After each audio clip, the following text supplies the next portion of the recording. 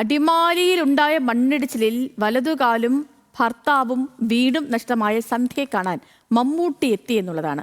ചികിത്സയും കൃത്രിമക്കാലും സൗജന്യമായി നൽകിയ മമ്മൂട്ടിയെ നേരിൽ കാണണമെന്ന സന്ധ്യയുടെ ആഗ്രഹം അറിഞ്ഞാണ് മമ്മൂട്ടി എത്തിയത്. പുതിയ വീട് വയ്ക്കാനുള്ള നടപടികൾ ഉണ്ടാകുമെന്ന് ഉറപ്പു നൽകിയാണ് സന്ധ്യയെ മമ്മൂട്ടി ആശുപത്രിയിൽ നിന്നും യാത്രയാക്കിയത്.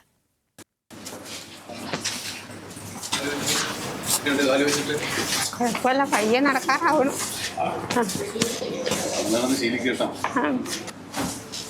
ഒരിക്കലും മായാത്ത മുറിവുകൾ മനസ്സിലേൽപ്പിച്ച മണ്ണിടിച്ചിലിന്റെ വേദന അല്പനേരത്തേക്കെങ്കിലും സന്ധ്യ മറന്നു. 3 മാസങ്ങൾക്ക് മുൻപ് കിടക്കയിൽ കിടന്ന് വീഡിയോ കോളിലൂടെ കണ്ട മമ്മൂട്ടിയെ സന്ധ്യ നേരിൽ കണ്ടു. കൃത്രിമ കാൽ വെച്ചതിന് ശേഷം ആദ്യമായി ഡോക്ടറെ കാണാൻ രാജഗിരിയിലെത്തിയതായിരുന്നു സന്ധ്യ.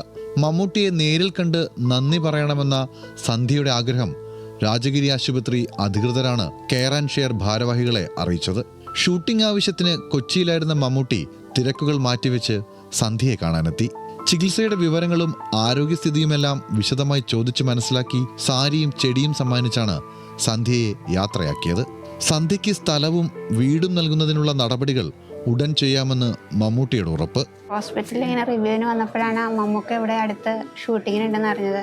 അപ്പോൾ അവിടെ വന്ന് മമ്മൂക്കനെ കണ്ടു. വീടിൻ്റെ കാര്യവും സ്ഥലത്തിൻ്റെ കാര്യവും എല്ലാം ഇതാക്കിയിട്ടുണ്ടെന്നാണ് മമ്മൂക്ക പറഞ്ഞത്. പയ്യെ നടക്കാം, 2-3 സ്റ്റെപ്പൊക്കെ വെക്കാം, കയ്യെ പിടിച്ചാൽ നടക്കാൻ പറ്റുള്ളൂ എന്നുള്ളൂ. ട്രീറ്റ്മെൻറ്റിൽ ഹെൽപ്പ് ചെയ്തത് നമുക്ക് കെയർ ആൻഡ് ഷെയർ ഫൗണ്ടേഷനാണ്. മമ്മൂക്കയുടെ ഹെൽപ്പും സഹായം എല്ലാവിധവും ഉണ്ടായിരുന്നു. അതുപോലെ തന്നെ നമ്മുടെ കാല് ലിംബ് ഫിറ്റ് ചെയ്യുന്നതിനാണേലും അദ്ദേഹത്തിൻ്റെ സഹായം ഹെൽപ്പും നമുക്ക് വീണ്ടും ഉണ്ടായിരിക്കുകയാണ്. ഒക്ടോബർ 25-നുണ്ടായ മണ്ണിടിച്ചിലിൽ ഗുരുതരമായി പരിക്കേറ്റ സന്ധ്യയ്ക്ക് ചികിത്സ ഏർപ്പാടാക്കിയതും കൃത്രിമ കാൽ വയ്ക്കാൻ സഹായം ചെയ്തതും മമ്മൂട്ടിയായിരുന്നു. ചികിത്സയ്ക്കും കൃത്രിമ കാലിനുമായി 20 ലക്ഷം രൂപയോളമാണ് വേണ്ടി വന്നത്. അത്യാധുനിക സാങ്കേതിക വിദ്യയിൽ നിർമ്മിച്ച ഹൈഡ്രോളിക് ആംഗിൾ ഫുട്ടാണ് സന്ധ്യയ്ക്ക് വെച്ചത്. മമ്മൂട്ടിയുടെ ജീവകാരുണ്യ പ്രസ്ഥാനമായ കെയർ ആൻഡ് ഷെയറും രാജഗിരി ആശുപത്രിയും ചേർന്ന് പൂർണ്ണമായും സൗജന്യമായാണ് സന്ധ്യയ്ക്ക് ചികിത്സയും കൃത്രിമ കാലും നൽകിയത്. മണ്ണിടിച്ചിലിൽ സന്ധ്യയുടെ ഭർത്താവ് ബിജുവിന് ജീവൻ നഷ്ടമായിരുന്നു. ക്യാൻസർ രോഗത്തെ തുടർന്ന് കഴിഞ്ഞ വർഷം മകനും മരിച്ചതിനാൽ നഴ്സിംഗ് വിദ്യാർത്ഥിനിയായ മകൾ മാത്രമാണ് സന്ധ്യയ്ക്കുള്ള ഏക തുണ.